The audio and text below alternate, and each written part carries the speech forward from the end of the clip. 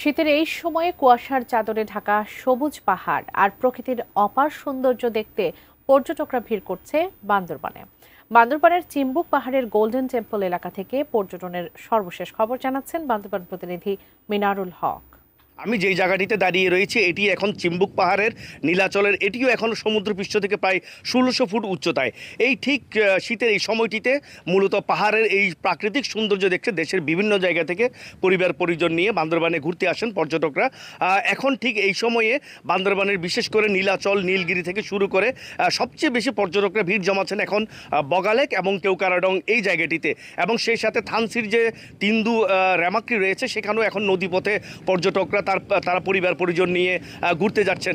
এবং আমরা এখন যেটি সবচেয়ে বেশি যেটি দেখছি সেটি হলো মোটরসাইকেল যুগে এখন তরুণীরা তারা এখন এই যে প্রাকৃতিক অপার সৌন্দর্য দেখতে বান্দরবানে তারা বান্দরবানে এখন বিভিন্ন জায়গায় তারা ঘুরে বেড়াচ্ছেন। একটি বিষয় যেটি আমাদেরকে পর্যটন ব্যবসায়ীরা যেটি জানিয়েছেন যে গত এক সপ্তাহে আগে যেটুকু পর্যটক ছিল এখন কিছুটা কমে এসেছে, বিশেষ করে শিক্ষার্থীদের সমাপনী পরীক্ষা প্রায় শুরুর পথে। এই সময়টিতে এখন পর্যটকরা গত এক সপ্তাহ তুলনায় কিছুটা বান্দরবানে এখন কম রয়েছে বলে আমাদেরকে ব্যবসায়ীরা জানিয়েছেন।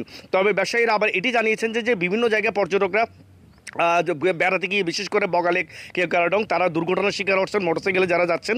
তাদেরকে মূলত সচেতন করতে পুলিশ প্রশাসন থেকে এবং ট্যুরিস্ট পুলিশ সহ প্রশাসনের বিভিন্ন জায়গা থেকে তাদেরকে সচেতনামূলক এবং বিশেষ করে সতর্কতামূলক বিভিন্নভাবে তাদেরকে জানানো হচ্ছে। এবং আমরা যেটি দেখছি কিছুদিনের মধ্যেই কিন্তু বেশ কয়েকটি দুর্ঘটনা এখানে ঘটেছে।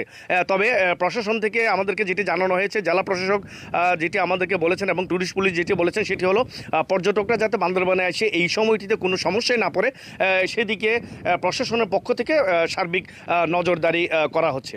এটি ছিল আমার বান্দরবানের পর্যটন নিয়ে সর্বশেষ তথ্য।